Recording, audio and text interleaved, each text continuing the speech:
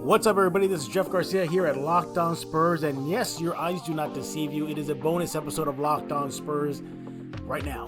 You got it. It is the night before the NBA Cup 2025. Your Spurs and Knicks will be facing off to claim the title, and I got invited by Locked On Knicks host Gavin Schall, and he said, "Hey, Jeff, let's get together. Let's preview the game. Let's get the fans going." I said, "Why not? Let's go ahead and do that." So yeah, what you're coming up right now is a bonus episode of Locked On Spurs and a collaboration with Locked On Knicks. We're going to go over what the Spurs have been doing this season, how they got to the NBA Cup, Wemby coming back, so much more. And then we're going to get into what the Knicks have been up to. And let's just say Gavin paints a very pretty picture for the Knicks, and maybe not so much good news for the Spurs as the game is ahead of us in just a few short hours. But nevertheless, this is a great collaboration. You're going to enjoy it. Again, Locked On Knicks, Locked On Spurs. We're going to preview tomorrow night's game, Spurs-Knicks 2025 NBA Cup. That's coming up right next, right here on Locked On Spurs and, I guess, Locked On Knicks. All right, guys, we are crossing it over for the NBA Cup Championship.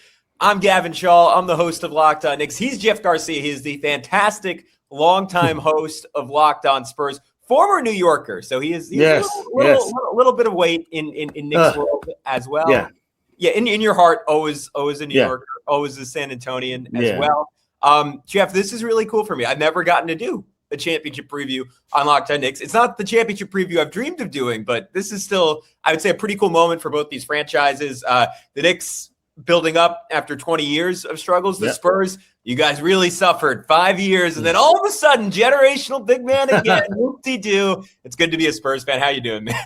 I'm doing good, and look, I tell you this much: a lot of Spurs fans across the world, especially in San Antonio, are hoping to celebrate like it was 1999 again against your Knicks back in the championship run for the Spurs. But you're right. I wanted this to be fun. I wanted this to be nice, and you immediately bring that up. I'm catering to the Spurs fans right now because they're going to want to say you didn't bring up 1999. But anyway, but no, it's good. I guess for both franchises to see that they're on the right path.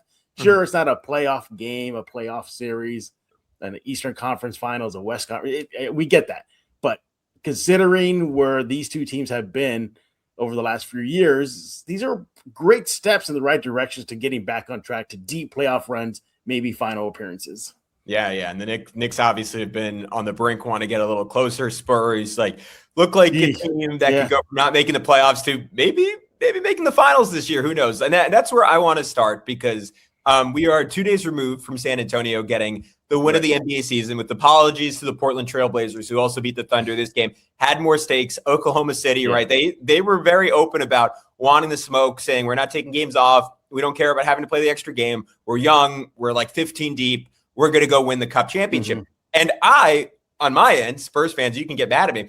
I went so far as before that game to text Rylan Stiles, the host of Locked On Thunder, and said, "Hey, buddy, let's set up a crossover." Spurs fans might be insulted by that. I'm going to say I reverse jinxed you guys into the final because you're welcome. The Spurs came out and in a game where they shot terribly to start the game, went down by 16 or 17 in the second quarter, go on that amazing run to end the second quarter, only 21 minutes from Victor Wembanyama. And despite it all, still able to upset Oklahoma City. For the Knicks fans who didn't stay up late, they were busy celebrating on their own. How did the Spurs pull it off? Well, a pregame, actually a couple of days before once the matches were set, we the Locked On Spurs squad show, roundtable show, all three of us got together and we all said, okay, well, would we be surprised if the Spurs beat the Thunder? And all three of us were like, no, not really, because the Spurs have been kind of on a roll of late without Victor. We're just saying they're doing all this success without Victor. And sure, they're the mighty Thunder and seemingly invincible. But if you looked at the Spurs leading up to that game, they had to go into Denver, Joker's place, and beat them in a cup game. They did it. They had to go and face Luka, LeBron, Reeves in LA for a cup game. They did it. And you look at a lot of other big wins along the way. Go into Orlando's home, beat them. They actually forced Ime Udoka of the Rockets, one of the better West teams, to look at across the aisle Spurs say, like, you know what, that team punked us. So they were getting up for big games. They were beating the big boys in the block. So coming into that game, no, I was not shocked that they won. I know the rest of the media world is, sports media world is, but us locally are not. So when the game happened, and of course that first period, my first initial thought, Gavin, was this: well, Thunder gonna thunder. I was like, here we go. You know, they're putting the clamps on the Spurs. They can't miss. They can't make a shot. Blah blah blah. This is gonna be a long night for San Antonio. So then they rallied. Great. Going into halftime, it's close. But one of the biggest bugaboo this season of the Spurs is when they come out at halftime. I don't know if they're eating chicken tenders, Pizza Hut at halftime. They come out flat and they get wrecked in the third period. But they actually won the third period against the Thunder, which is a huge sign that this team is getting better and better and better. So overall, it was a solid win. I think their confidence is riding high. This is a confident bunch. I've been in that locker room out of the Frost Center many times, and let me tell you, they're confident, they're positive, they all get along. This is a team that is so deep, Gavin. It's deep.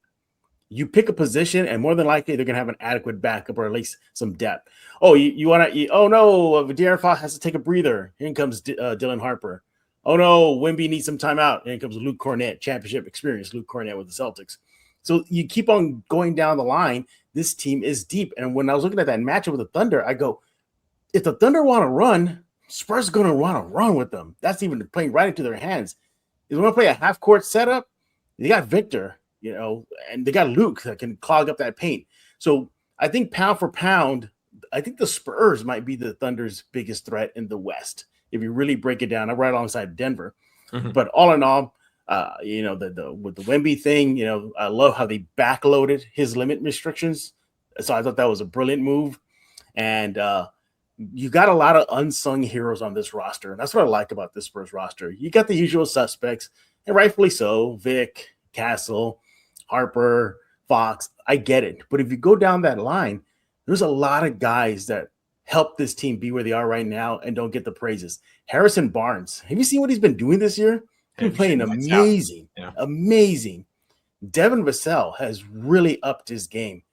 And if he's not on the six-man conversation, I don't know what's going to happen, but Keldon Johnson has been playing great off that bench.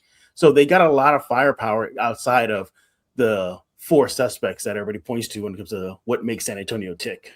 Yeah, I mean, the Spurs' just ability to pivot, like, in the face of injuries has been extraordinary. Like, you look at that 17-7, and then you remember, wait, they've been missing Victor Wembanyama for almost half the season. Before that, De'Aaron Fox missed essentially the first half of the season. Right when he came back, Castle goes down, and like they've just continued to win. Like they became a very different team after Wemby got hurt, where they were very defensively oriented, defensively dominant. They're 15 points better defensively when Wemby's on the court. They played the best defense in the NBA, maybe this side of Oklahoma City. Basically, any second Wemby's on the court. When he was gone, I think the offensive rating was 118. The defensive rating was 117. Like, they were just winning shootout after shootout after shootout. And my two curiosity, I want to circle back on Wemby, but my big doubt for the Spurs coming into the season, I did like a whole podcast on Locked On NBA about it over the summer, was how do they make three guards who, in my mind, didn't really shoot all that well from three work together. And Spurs fans noted in the comments, and this was true, and I didn't realize this going in, Fox was dealing with I think it was I can't remember, it was a finger, hand, wrist injury last year, but that significantly hampered his shooting. When the year before, he was taking like 7 threes a game, making 37% in Sacramento, and it did look like he kind of turned the corner in his ability to shoot. This year, small sample size, but he's 39% from three. But they still have Harper's 26%. Castle, I know, has shot much better since coming back. He's at 29%. We haven't seen a lot of those three guards together. And in my mind, Oklahoma City would be the single best team equipped in the NBA to make it impossible for the Spurs offense to score when two of those three guys or three of those guys are all on the court together. How specifically did, assuming it was an issue, maybe they just shot well in this particular game, but how did San Antonio overcome Oklahoma City packing the paint? And yet, based on what I saw, Castle was still able to live around the rim. Yeah, they call them the Slash Brothers for a reason. I think they use their ability to penetrate and get to the rim and just cause havoc. You saw, one highlight play where Castle penetrates 360 layup in midair. So I think they really just were aggressive in attacking the Thunder, making them have to play defense, maybe them worrying about picking up silly fouls.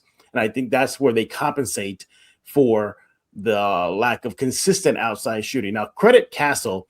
If you look at last year, his rookie year, did not shoot the ball well from three, but his trajectory, the three-shot percentages are trending in the right direction.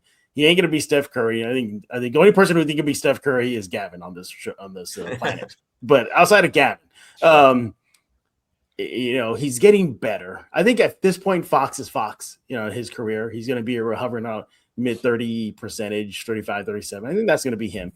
But you're seeing Castle be a lot more confident with the three-shot. Just still needs more work. He's not there yet. But look, I'm at the point now, and I know it's very early in his career. Maybe want to give him 2-3 more years to work on it. But if he could just develop just a reliable midi, I think that'd be good as well for him. As far as Harper, again, book is still young. We're not even close to the first chapter. We don't know. You got to give him time. Although he has been clutch this year and making clutch threes in critical moments. If you break down his stat, I found this very interesting. With less than 3 minutes in each period, his field goal percentage from outside the paint increases to hover around 45%. So he definitely gets up for those clutch moments. But all in all, I think you had a lot of healthy dose of just them slashing, cutting, causing havoc, finding the open guy, kickouts, everything. You're looking at some facilitating from those three guys. I think that's where they're going to compensate for their lack of outside shooting, because you got Champagny out there, you got Barnes, you got Vassell, you got Keldon Johnson, whose three-shot has been increased this season in a very good clip. All in all, it's funny to say, you got him throwing Wemby there too, because Wemby can make the three. Yeah. It's making weird I'm saying this, but I should be used to this already by now after all the time I've been covering him. But it's still, you throw in Wemby out there as a lethal, not a lethal, but a good shooter. Yeah, even though he's making about half as many this year, but he's hitting. He's at 36% or just under 36%. Barnes 41% on great volume, taking almost 6 a game. Vassell, this is really crazy. 40% taking 7 a game. That is bordering on elite shooting. We mentioned Fox 39%, 6.5. Champagny taking 6, 37.5%. They've been able to get the type of shooting from your wings that make it so if your guards are a little up and down, you can still make that work, especially if Fox is the guy getting the majority of the minutes there. And he obviously has been fantastic this year. But I want to circle back, obviously, on Victor Wembanyama, because he's just maybe the most interesting NBA player in my lifetime. We'll talk about him. You're going to ask me some stuff about the New York Knicks. We'll get into it all in just a sec right here on Locked On Knicks and Locked On Spurs. Nobody knows money goals better than you. Robinhood puts you in control of money with tools that work as hard as you do. Locking in on every opening, breathing your PR, beating it again, channel that drive into your money. Robinhood puts you in control of your money. Trade stocks and ETFs, option, futures, and crypto all in one platform. You can now build and execute your own trades from a desktop. Robinhood's Legend Advanced tools, or take advantage of the new Robinhood strategies with a tailored portfolio managed by a team of experts. You expect more from yourself, expect more from your money. Get started today at Robinhood.com/yourmoney. Again, that's Robinhood.com/yourmoney. Your money, your move. All right, what's up, guys? We are back, crossing it over, Locked On Knicks, Locked On Spurs. I'm going to throw it to you to ask me some Knicks stuff, but I was really curious how you thought Victor looked in his first game back. And how big of a role do you see for him in this one in terms of the minutes restrictions? And even if he plays 20 minutes, he showed against Oklahoma City, right? I mean, plus 20 in 21 minutes against a team that on the season has a plus 18 net rating is just absurd. And I know we are taught in this business not to look too much into single game plus minus, especially half game plus minus, right? Like that can flip on 4 threes that go in for one team, 4 threes that don't go in for another team. And yet it is indicative of, to your point, why San Antonio might be the single scariest thing to Oklahoma City, because they are the perfectly built roster that has the answer to everything except a guy who is basically an alien out there. And that is Victor Wembanyama to a T. How did he look after missing so much time? He looked good. He admitted that he was gassed towards the end of the game, and I think we all saw that coming because he had been away from the game for at least 12 games. There's that, getting your game legs back. So, but I thought he was very effective defensively, causing havoc. You saw I guess now we're accustomed to the oh no, we ain't gonna go in the paint because Victor's there moments. We saw a few of those from the Thunder. You mean the U-turns where they say like the U-turns, yeah, never mind, it's Vic there. So you saw a healthy dose of that, but just his presence alone is just enough, not just on the opposition and X's and O's, just the ripple effect that he does on the team.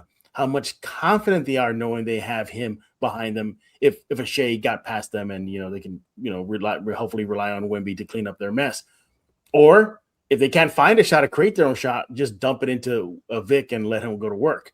So I think it's kind of a common effect on the roster on both ends of the court when he's out on the floor. Here's the other thing too is what I saw too was that no matter how many games he's away or minute restriction with that defense, if he just has an off night, his impact is going to be defensively.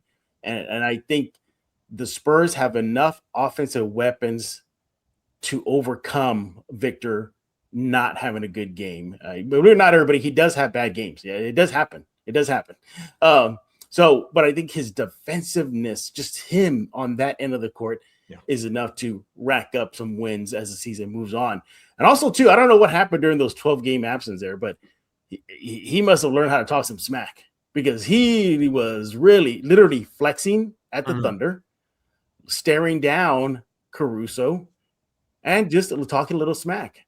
And I made this comment the other day, I think it was on the Locked On Spurs show, where you look at all past franchise players for the Spurs, none of them had that. Tim Duncan maybe was the closest, but you hear stories about he wouldn't deliberately talk smack to you like bleep you and bleep this and bleep that. It was more like little jabs, like, got you.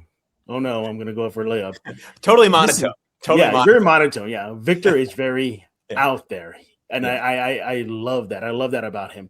That he's willing to bring that energy from your cornerstone piece. And we saw that versus Oklahoma City. And again, everybody talks about this rivalry with him and Chet. Every game that he plays up, he gets the best of him. Is there really a rivalry? Sure, Chet has a title. I get that, but man, when it comes to one-on-one, Vic seems to get the best of him. So, but nevertheless, I thought he looked phenomenal. Cannot wait to see how he looks like when the Cup Finals goes up against your New York Knicks. Yeah, I mean, and to your point, it's not the shots that he blocks, it's the shots that never get taken. And even more than that, like it's and you just said this, like it's the freedom he gives you defensively to say, like, I can play hyper aggressive in a way that you just shouldn't be able to against NBA guards because I have the ultimate insurance policy behind me. And to me, like, as good as like Castle is athletically, like I think it has sped up his timeline as a great point of attack defender because he has that insurance behind him. And he says, I get to play free on this side of the ball. It's something that Fox is like, who's always kind of had a mixed bag as a defender. Like he's just never had that in his career. Like it is such a game changer. And when they've like barely played like Jeremy Sohan, like who like nominally would be the best wing defender on this roster, like Wemby single-handedly like cleans that up for them. And then like I don't do you think he gets up to like 25 minutes, 30 minutes in this game, or is it still going to be around 20 for this? No, I think they up until about 5 or 6 or around there. But Wemby gets what Wemby wants for the most part. Good on the Spurs. They've kind of said no to a lot of stuff that he wanted, like playing ahead of the Cup game. They said no. They all agreed, of course, sitting out that Lakers game. No, they all agreed. But nevertheless, I do see a little spike in minutes, and they're going to have to get him some increased minutes because the season's not over, but it feels weird, right? It feels like the Cup is the NBA Finals right now. That's what it feels like. Yeah, so it's weird. And then you go back. I mean, we've seen a lot of teams win it, and then like the Bucks tanked after the Lakers 2 years ago tanked after. So you might not actually want to win it. This is a topic for another day. I always think it's ridiculous. You don't actually get any tangible in-season reward for winning it, but that's neither here nor there. Well, I'm curious. What do you want to know about this Knicks game? Brunson seems to be, for me, and if I'm scouting this team for the game, begins with Brunson, and I get that it's obvious. He dropped 40. I think it was 40, right, on Detroit. 40. Just scoring 30 points almost at will now on the court. But what I'm actually looking at for the game is the lineup of defenders you have. That's going to be interesting, from Hart to OG, I guess Bridges. That's some serious length, athleticism, toughness, grittiness that I'm interested to see how your Knicks will throw at the Spurs guards. Yeah, I mean, look, the Knicks' big injury this year is OG Anunoby missed about 10 games with a hamstring, and they are, I think, now 11 points better when he's on the court defensively. Earlier in the year, that number was closer to 20. Like, he is just an absolute game changer for them. Like, the way I was framing on Locked On Knicks is you're almost getting three very good to like best in the NBA defenders in one, because point of attack, like he will. The Spurs don't necessarily have this guy, so I'm fascinated to see if they try to put him on Fox, if they try to put him on Castle, because I think defending, like, well, we could talk more about this next segment, but like the Knicks' ability to stop that initial dribble penetration from the Spurs, my friends over at Hot Hand Theory like did a great job breaking this down. They did an hour preview of the game. That's going to be the inflection point in this game, because the Knicks have generally been pretty poor at that this year, and their two best like fast guard defenders are Deuce McBride and Landry Shamet, both of whom are injured, both of whom are not going to play in this one. So it's going to be interesting to see how they use OG, because he's a very good point of attack, but where he's even more impactful, like Mike Brown's scheme leans into gap help very heavily. And OG is as good or better than anyone in the league at guarding a wing, and a guard starts to drive and he shoots in, and it's almost like, I'll credit my buddy Benji Ritholtz for this analogy, it's almost like a fencer. Like he just like knifes in with his hands straight out, and his hands are so strong, he gets a fingertip on it, the ball comes out seemingly 90% of the time. So he is that.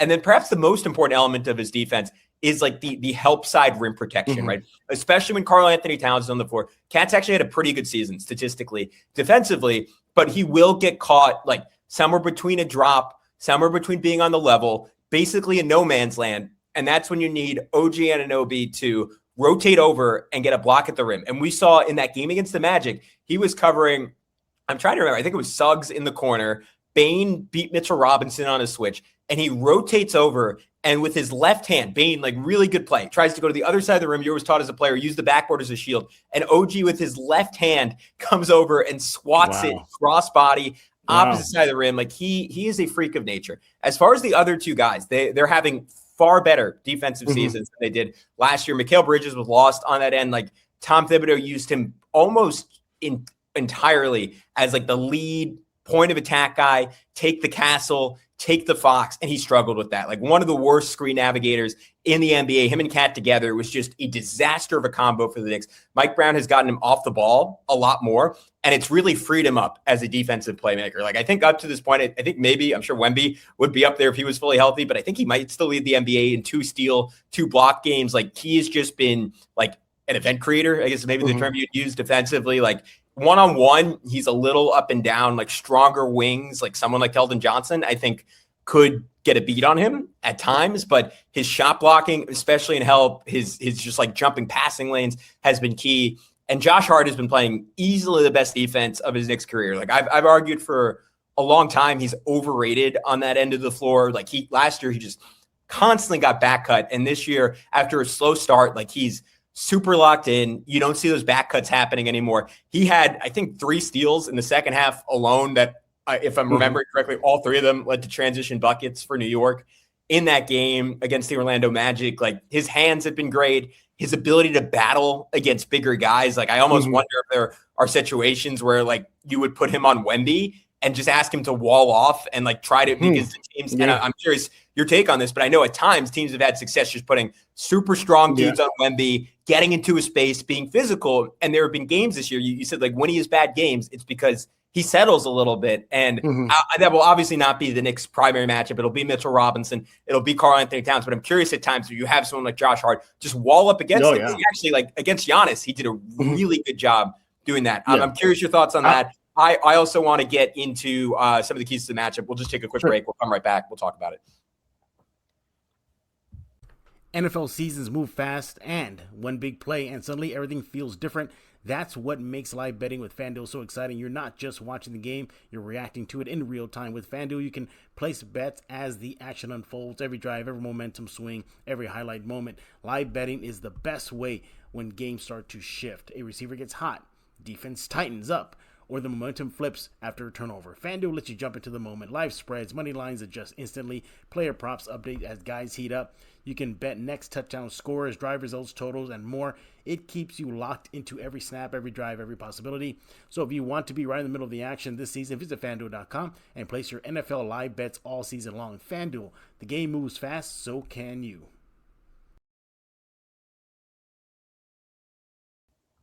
All right, Jeff, we're back here, Locked On Knicks, Locked On Spurs. I'll throw it right back to you. What do you think about what I said about how you guard Wemby and anything else you want to know about the Knicks? My first reaction to that is par for the course for opposition. We saw Caruso, they threw Caruso on Wemby, OKC. Yeah. We've seen Lou Dort on him. We've seen Dylan Brooks on him. And we're more than likely going to see a Josh Hart. I think strong, physical, stocky guards give him fits just because they take away his lower center of gravity and just his ability to maybe pivot off that just because they're so strong. Wemby has gained some muscle, and he showed everybody during the game, during OKC, he flexed, but still, he's still spindly. So I think that's exactly what the Knicks are going to do. Just do that. So again, no surprise. He's gotten better. You're seeing him just taking the shot over smaller defenders. And he's making them. Mm-hmm. He's good at that. He's getting better at that. And I think that was one of the biggest things Spurs fans used to pull their hair out about, and especially in year 1 and year 2, where he, there's a Josh Hart hitting him and pushing him out. And he just passes out, or he waltzes to the 3 line and takes a 3 instead of dominating the paint where we know he can. Look, it doesn't take much for him to get into the paint. Maybe one step. I mean, it's ridiculous. Yeah. So he needs to, we saw him work out with Dream, Hakeem Olajuwon over the offseason. I was hoping that Dream would show him that first Dream step, but we've seen it a couple of times, but I think he needs to utilize that more. What we're likely will see versus your Knicks and Hart. And I would suspect other smaller, bigger guards beyond him. Everybody's shorter than him now. I don't know how to say that. Okay, maybe a smaller forward on him. Just somebody to swipe at the ball. You saw Caruso just swipe and swipe and swipe, because Wemby, I think he still needs to learn to keep the ball a little higher. Doesn't take much, but he does tend to bring it down a little low, and you see a lot of swiping actions at the ball. One thing else I want to ask you about your Knicks is, do you see a situation where if they do get matched up, Cat and Wemby, where Cat's going to say, all right, Wemby, come out of the paint and try to stop me from hitting threes? That could be effective in the game. What do you think?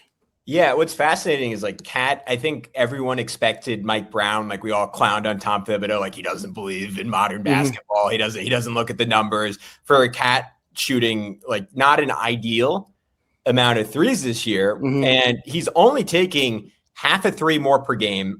He got off to a terrible start shooting the ball. First 20 games or so this season, he was hovering around 40, or maybe not first 20, but first 10 or so, 40% from the field, 30% from 3. And this is a guy who historic efficiency, right? Career averages of 52% from the field, 40% from 3, 84% from the line, right? Cat, you can criticize him on a lot of things. His ability to shoot the basketball at a high rate is not one of them.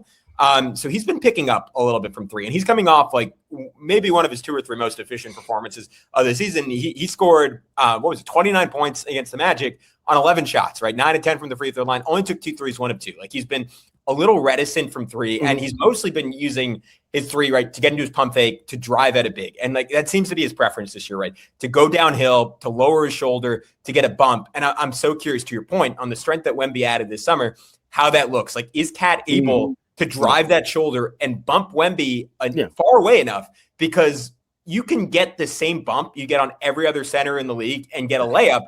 And against Wemby, it's a block because his arms are so long. He's great, you knocked me back 5 feet. Guess what? My arms are 6 feet. So I'm still blocking that. And I'm curious, Cat's ability, obviously, I think it'll, the fact that Wemby already has a minute limitation makes this a less significant factor than it normally would. But if Cat can get him in foul trouble just by aggressively going at him. And I'm also curious, and again, Wemby's been good at this, but how the Knicks challenge Wemby in space. We've been seeing Mike Brown starting to evolve the 2-man actions between Jalen Brunson and Karl-Anthony Towns. We saw an inverted pick and roll in that Magic game where Brunson screened for Cat, and Cat drove, drew help, hit OG Anunoby for a dunk.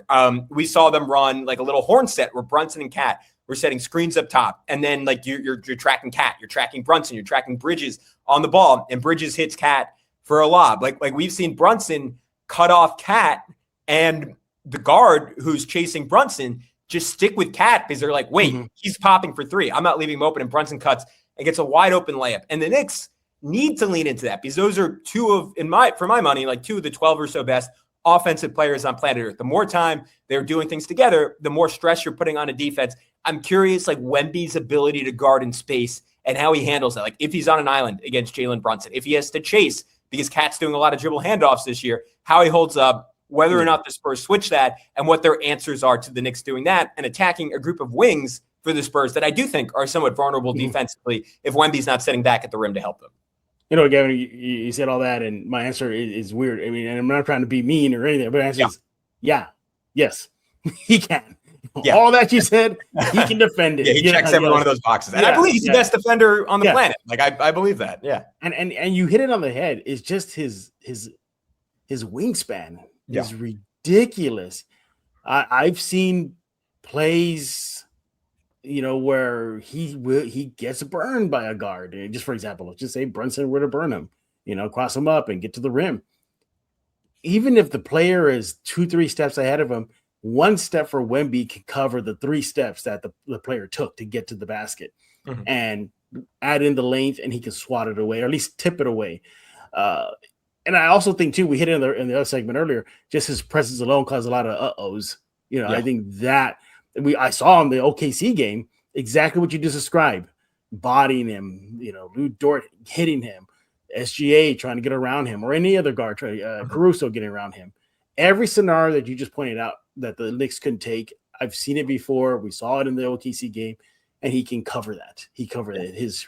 And I think he doesn't get a lot of credit for his recovery, where maybe you do blow him, and his back is completely turned, and he's away from the rim. Oh, well, you know, okay, what happens to everybody? You know, you get crossed up. Hey, you know, Wemby, welcome to the club.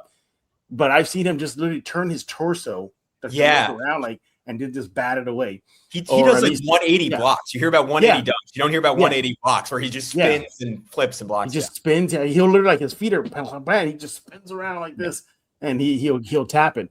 So he's a nightmare. He's a defensive nightmare. And the successes I've seen against him is you hit it on the head. Smaller, stronger, stockier guys on him, pushing him away from the paint as much as you can. Sending him to the foul line is one of the defenses I've seen before. Also, too, just swiping at the ball because, look, I guess it's part and parcel of the thing. But if you get a lot of touches, you're more likely going to have a lot of turnovers. Sure. So he does turn the ball over, at least statistically, at a high rate. So there are ways to slow him down, but I think defensively that's where it's hard to slow him down. Offensively, you have somewhat of a shot, but defensively, he just can't. The only thing I can think of is try to just pull him away from that rim as best you can. You know, that's where I mentioned Cat. If Cat starts nailing his threes and for some reason they get switched up, because I can see Cornette maybe taking on Cat a little bit more than Wemby, especially with the minutes restriction. So, I mean, all in all, I think that is why I know we got to wrap it up soon here, but if I'm looking at the game overall and the title game, and obviously I locked on Spurs, I get it, but I think the Spurs depth is just too much for the Knicks. The Spurs are just a deeper team than New York, which is why I think I got the Spurs with the W. Although Vegas has your guys with the bucket. It's almost a pick 'em at this point. I think they have the Knicks by a bucket and a half, so 2.5 points. Yeah, but I just think ultimately, Gavin, is just that depth. The depth of the Spurs is going to prove to be just wave after wave that they can throw at any team, not just the Knicks, just any team in the NBA. No, and I think I wanted to open with this, but I'll mention at the end, like the Knicks have been incredible over their last 20 games, right? They're 16-4 over that stretch, plus 12.7 net rating. That is second in the NBA, of course, behind the Thunder. Their offensive rating, also second behind the Nuggets, 126.4 over a full season. That would be the best mark in NBA history, behind obviously only what Denver's doing this year. They're 10th in defensive rating over that stretch. So they've been playing some good ball. Those 3 wings you mentioned when they're on the court together, plus 22, 99th percentile lineup. My curiosity, we'll end on this, and it could just be a quick answer on your part, but I am really, to me, like the 2 turning points in this game will be the depth that you mentioned, because I would strongly disagree with that if the Knicks had Deuce McBride and Landry Shamet. Without that, playing Gershon Yabusele, who I was excited about. He's had a rough season for the New York Knicks. Maybe Wemby will take it easy since they're both French. I don't think so. And then Tyler Kolek, who's been really good in fits and spurts, going against a Harper, a Castle is probably bad news for someone with this build. Even though he competes, he fights, the strength, the athleticism, the length of those guys could be tough. And like those could be minutes that the Spurs, to your point, win by a whole lot. My real fascination, though, is in the starting lineup. Because the Knicks went back to their old starters from last year. And teams last season seemingly solved it. And that solution was to put your big on Josh Hart and your wing on Karl Anthony Towns. Do you think this, and Josh has countered that a little bit because he shot far better from three this year, right? After 33% last year, he's taking more this year, and he's at 38%. A bunch of those are wide open, but he's been making them and taking them, which is what matters. Do you think the Spurs open this game by saying, hey, Wemby is quote unquote guarding Josh Hart, but really he's just guarding the rim. You guys are doing nothing at the rim. Josh Hart is going to have to go 8 of 15 from three if you want to beat us. Like, would the Spurs try that setup to open this game? Well, first of all, I think one other question is, will Wemby even start? Let's all come off the bench. Yeah, that's a good question. Yeah, there's that. But if he you can do the same thing with Cornette, just like less effectively. Yeah, exactly. You might try that with Cornette too. Yeah. But so we'll just go with the assumption that he's going to start. Sure. We'll go with that assumption. Then I just see him. Yeah, they just list him as that 5 spot as you mentioned, and then let him roam. If it happens to be the guy with Hart, he's gonna check. Sure, but. They just need him to roam that paint, just patrol the paint, old school style, just the way back in the day in the 90s and the 80s where they just had that guy in the middle and just come on, Knicks. If you're going to beat us, you got to make it from the outside. And also, too, one thing I didn't hit on is that as much as statistics, there's a lot of great statistics about the Spurs are doing right now. Whether it's a plus minus, some of their offensive numbers have been good. But there's one weakness the Spurs had, and I believe they're still ranked at the bottom, or at least near the bottom, 3-point field goal percentage defense. They're not that good at defending the 3 shots. They're getting better, but that's one of the weaknesses. So that's where I fear if New York gets hot from 3 line, we could probably be seeing either a really good game or perhaps what happened in Phoenix for the Spurs, where Phoenix and Booker just wrecked them from the 3 line. And also, I also bring this up too on Locked On Spurs. If you rewind the clock and go back to that first meeting between San Antonio and Atlanta, although the Spurs won, but it took a heroic performance from David Jones Garcia, the guy they found in the Summer League. He was amazing in the Summer League. Yeah. But if you look at the stats, Gavin, you'll probably look at it and be like, reading it and be like, how did the Spurs win? The Spurs had no answer for the Atlanta 3-point shooting. None. They were just cooking them. So if there's any weakness in the Spurs right now is 3-point defense.